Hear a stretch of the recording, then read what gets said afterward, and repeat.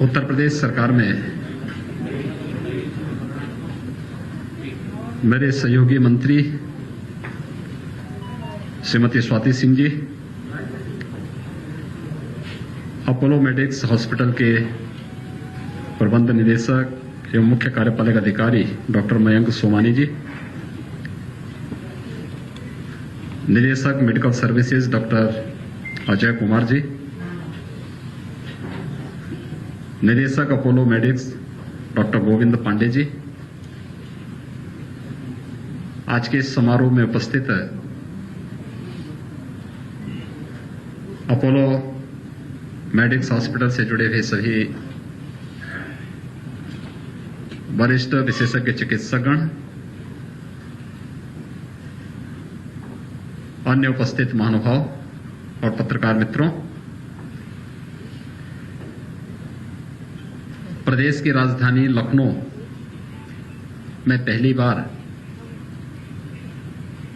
Liver transplant का सफलतापूर्वक जो कार्यक्रम संपन्न हुआ है, मैं इसके लिए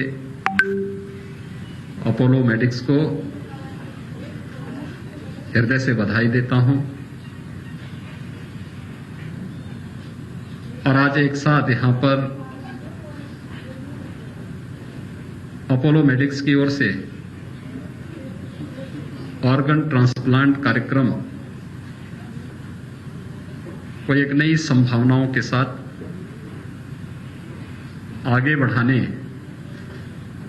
के संकल्प के साथ हम सब एकजुट हुए हैं। इसके लिए अपोलो मेडिक्स हॉस्पिटल और इससे जुड़े हुए सभी पदाधिकारियों को मैं हृदय से बधाई देता हूं और अपनी शुभकामनाएं देता हूं।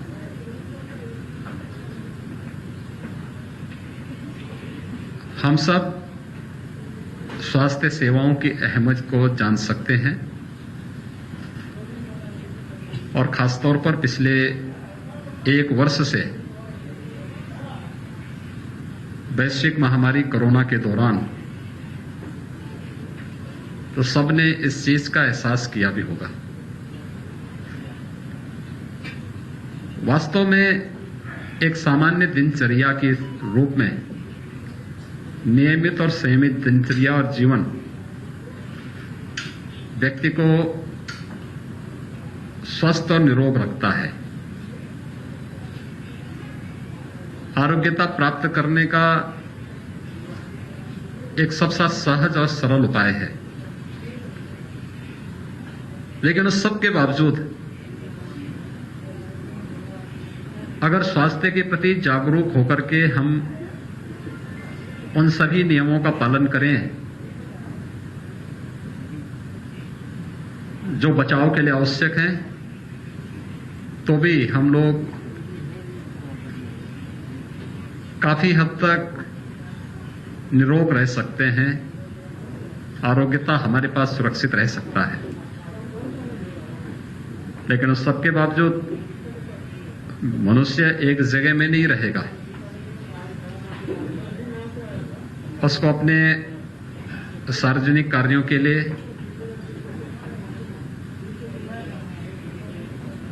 अपनी सामाजिक गतिविधियों के कारण, अपने पारिवारिक कार्यों के कारण विभिन्न प्रकार की सम विषम परिस्थितियों का सामना करना पड़ता है, या फिर बीमारी के कारण जो है हमारे शास्त्रों में अनेक बताए गए हैं। व्यक्ति की दिनचर्या, उसका खान पान, उसका रहन सहन, उसके पूर्व जन्मों के संस्कार, माँ बाप की परंपरा से चली आ रही तमाम प्रकार की ऐसी भी जेनेटिक बीमारियां हैं जो उसको वंशानुगत परंपरा से प्राप्त होती हैं। ये बहुत सारे कारण हैं। उन सब के साथ अगर हमारा मेडिकल साइंस आगे नहीं बढ़ेगा तो हम पिछड़ जाएंगे। और हमें प्रसन्नता है कि मेडिकल साइंस ने आज काफी प्रगति की है। लेजर सर्जरी और रोबोटिक सर्जरी तक आज बहुत एडवांस स्टेज में आ चुका है। कभी क्या कोई कल्पना करता था कि बाईपास सर्जरी होगी। आज तो बाईपास सर्जरी ऐसे मान लिया जाता है जैसे एक जनरल सर्जरी हो।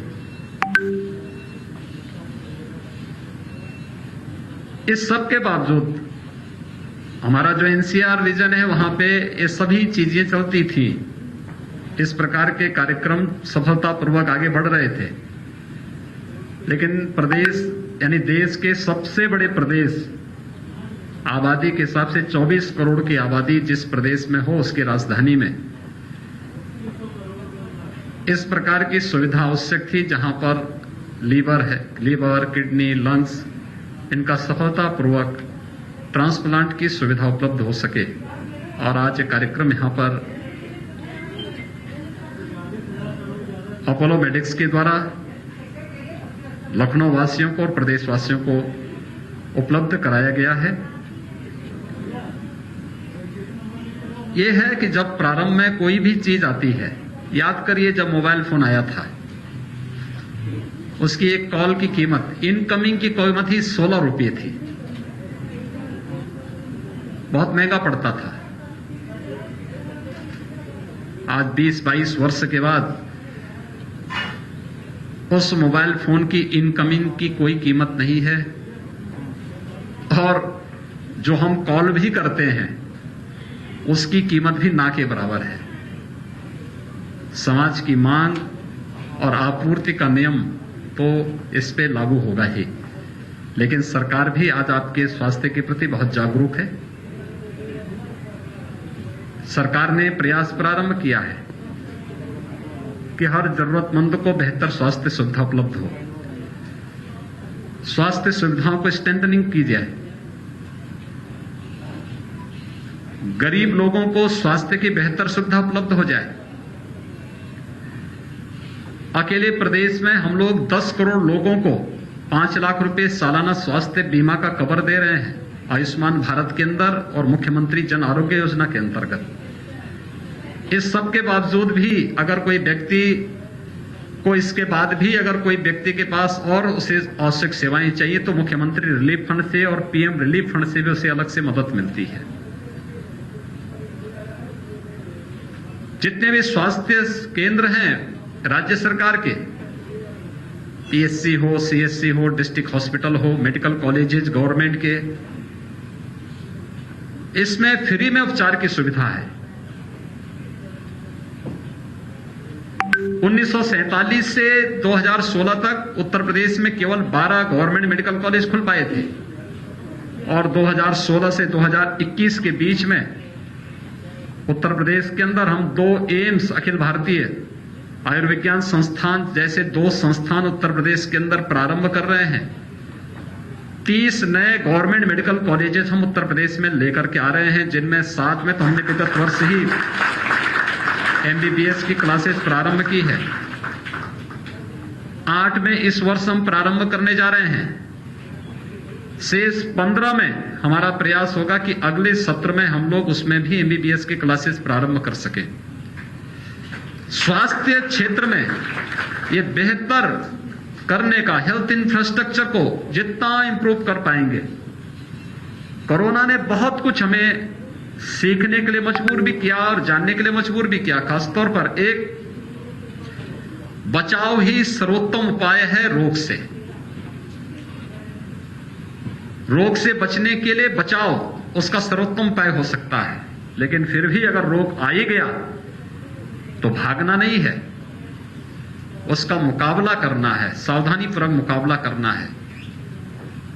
और मुकाबला करने के लिए उसका जो प्रोटोकॉल होगा उसका पालन करना है, उसको कड़ाई से उसको लागू करना। जब कोविड का पहला पेशेंट उत्तर प्रदेश में आया था तो हम लोगों को उसके उपचार के लिए उसे दिल्ली भेजना पड़ा था मार्च 2020 में। आज हम लोगों ने प्रदेश के अंदर निजी और सरकारी दोनों क्षेत्रों में मिलाकर के 2 लाख टेस्ट प्रतिदिन हम लोग कोविड की आज के दिन पर प्रदेश के अंदर करने की क्षमता विकसित कर चुके हैं। 0 से 2 लाख टेस्ट प्रतिदिन। हमने लेवल 1, लेवल 2, लेवल 3 के 3 कैटेगरी के बेड्स तैयार किए थे। 1.5 लाख बेड हम लोगों ने प्रदेश के अंदर प्रत्येक जनपद में तैयार किए।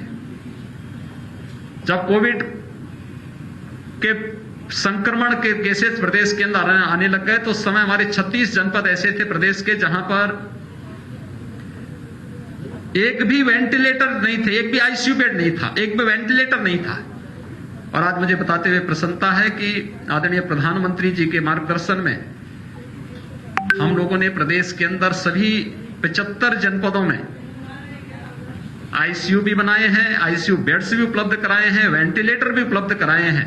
और इसका परिणाम है उत्तर प्रदेश का कोरोना प्रबंधन सबके सामने एक बेहतरीन उदाहरण के सामने आगे बढ़ रहा है। टेक्नोलॉजी की अपनी महत्व है। टेक्नोलॉजी के प्रति हम सबको आग्रही बनाने के लिए कोविड ने एक अवसर दिया। स्वाभाविक रूप से हेल्थ सेक्टर को भी इस टेक्नोलॉजी के साथ जुड़ने की आवश्यकता है। इसके बाद अच्छे परिणाम हैं। मुझे याद है जब हम लोगों ने आईसीयू बेड तो बढ़ा दिए, मैन पावर की भी ट्रेनिंग हम लोगों ने प्रारंभ की, मास्टर ट्रेनर यहां बुलाए, फिर उनके माध्यम से जिलों के अंदर ट्रेनिंग प्रारंभ कराई। लेकिन फिर भी बहुत बार ऐसी स्थिति पैदा होती थी, तो मैंने यहीं से उसी दौरान कहा कि वे वर्चुअल आईसीयू प्रारंभ करिए। जो टीम यहां से ट्रेनिंग ली है वह तो रहेगी जिले के अंदर, लेकिन साथ साथ हर दिन 5 बजे से 6 बजे तक एसजीपीजीआई, केजीएमयू और आरएमएल के विशेषज्ञ उस वर्चुअल आईसीयू के साथ जुड़ेंगे और वह वहां पर क्या समस्या आ रही है किस जिले में, उस सुविधा को वहां पर देंगे। टेलीमेडिसिन और टेली कंसल्टेशन आज के दिन पर बहुत बड़ी भूमिका का निर्वहन कर सकती है और उसको उस रिमोट एरिया तक पहुंचाने, जहां के बारे में लोग सोचते भी नहीं थे कि यहां पे भी कोई सुविधा मिल पाएगी, आज ये सभी सुविधाएं वहां उपलब्ध हो रही हैं। मुझे बहुत प्रसन्नता है। आज के दिन पर हर व्यक्ति को बेहतर स्वास्थ्य सुविधा उपलब्ध कराना ये केंद्र और राज्य सरकार की प्राथमिकता है। ये निवेश चाहे वह गवर्नमेंट सेक्टर की ओर से हो या फिर प्राइवेट सेक्टर की ओर से, जिस भी स्तर पर हो, ये निवेश जनहित में है, लोकहित में है। इसको हम तात्कालिक रूप से न देखें कि इसमें कितना पैसा लग रहा है या इसमें एक व्यक्ति के ट्रांसप्लांट में इतना पैसा लग रहा है, लेकिन ये एक नई संभावना है। बहुत सारे लोगों के लिए जीवन की एक नई आशा है और इस नई आशा के लिए अपोलो मेडिक्स को मैं हृदय से बधाई देता हूं, अपनी शुभकामनाएं देता हूं। डॉक्टर मयंक सोमानी और उनकी पूरी टीम को डॉक्टर प्रताप सिंह रेड्डी ने प्रदेश के अंदर अपोलो हॉस्पिटल की एक श्रृंखला खड़ी की। देश के अंदर हेल्थ टूरिज्म यानी टूरिज्म अब स्पिरिचुअल और इको या हेरिटेज का ही नहीं होगा। दुनिया के अंदर अगर आज भी आप देखेंगे तो भारत के अंदर स्वास्थ्य की सेवाएं दुनिया के किसी भी अन्य देश की तुलना में, बड़े विकसित देशों की तुलना में बहुत सस्ती हैं। तो हेल्थ टूरिज्म के उस स्पेस को उन्होंने आज से लगभग 30 साल 40 साल पहले उन्होंने उसको देख लिया था, समझ लिया था। और उस कालखंड में जिन संभावनाओं को उन्होंने 1990 के दशक में दिल्ली अपोलो हॉस्पिटल की स्थापना भी की, या चेन्नई में या हैदराबाद में या देश के अन्य क्षेत्रों में जो श्रृंखला खड़ी की, आज आप देख रहे होंगे कि हेल्थ सेक्टर में भी बड़े बड़े निवेश हो रहे हैं। ये निवेश लोगों के जीवन को बचाने के साथ साथ ढेर सारी रोजगार के सृजन को भी आगे बढ़ाने का एक बहुत बेहतरीन माध्यम है। मैं इस अवसर पर पूरे अपोलो परिवार को हृदय से बधाई देता हूं और प्रदेशवासियों की ओर से उनका अभिनंदन करते हुए अपोलो मेडिक्स के द्वारा आज यहां पे जो ऑर्गन ट्रांसप्लांट की यूनिट प्रारंभ की गई है, मुझे विश्वास है कि प्रदेश के लिए यह लाभकारी होगा ही। प्रदेश के इस सेक्टर में एक स्वस्थ प्रतिस्पर्धा आगे बढ़ेगी और हम प्रदेशवासियों को बेहतरीन स्वास्थ्य सुविधा और उन जरूरतमंदों को जिनको कोई भी इस प्रकार की आवश्यकता हो, उन्हें इस सुविधा को और सहज सरल तरीके से उपलब्ध कराने में मददगार हो पाएंगे। आप सबके प्रति मेरी शुभकामनाएं। धन्यवाद। जय हिंद। सिंगरौली जिले में आ गया ग्रोसरी फॉर यू। फिर देर किस बात की, जल्दी विजिट करें और पाए सारे ग्रोसरी आइटम में डिस्काउंट और साथ ही ऑनलाइन बिल। 500 से ज्यादा आउटलेट्स पूरे भारत में। दुकान में भटकने से छुटकारा, अब एक ही स्टोर में सब कुछ। दुकानों में भटकना क्यों, ग्रोसरी फॉर यू लाया है ऑनलाइन डिलीवरी घर बैठे ही। बचत भी बचत भी। हमारा पता है गनियारी रोड, बैठन चंदेर पैलेस के पास, सिंगरौली मध्य प्रदेश। हमारा कॉन्टैक्ट नंबर है 9685965487 70013708। आपके शहर आपके बैठन में निरंतर 60 वर्षों से आपके सेवा में नयन सुख ऑप्टिकल। हमारे यहाँ सारे ब्रांडेड चश्मे का एकमात्र शोरूम है, साथ ही आंखों का चेकअप फ्री में कराएं। पाए ब्रांडेड चश्मे उचित दामों में, एकमात्र प्रतिष्ठान जहाँ पाए चश्मे की भरपूर वैरायटी। यहाँ आपको मिलने वाले हैं ब्रांडेड चश्मे, नजर के चश्मे और बेहतरीन फ्रेम की कलेक्शन। अगर आप भी धूप का चश्मा या नजर का चश्मा बनवाना चाहते हैं तो नयन सुख ऑप्टिकल पर जरूर विजिट करें। हमारा पता है कॉलेज रोड, बेलौजी, बैठन मध्य प्रदेश। और दूसरा है नयन सुख ऑप्टिकल शोरूम, शिवाजी कॉम्प्लेक्स, बिंदनगर, दुकान नंबर 58। हमारा कॉन्टैक्ट नंबर है 07805355408 8878693093। McHappy offered with our brand with SS Footwear, बैरन का एकमात्र प्रतिष्ठान जहां आपको मिलेगा सभी branded shoes, sandals, wallets, belts, all accessories, साथ ही बाटा की वैरायटी ऑफ आइटम जो आपके गेटअप को देंगे परफेक्ट लुक। तो देर किस बात की, आज ही विजिट करें हमारे शोरूम। हमारा पता है 426 बैरन, बिंदनगर रोड, धोती, बैरन, सिंगरौली, मध्य प्रदेश। नंबर 9425177049 9798859115। और हाँ, हमारे चैनल को सब्सक्राइब करें, घंटी का बटन दबाना न भूलें, जिससे नई अपडेट आपको समय समय पर मिल सके।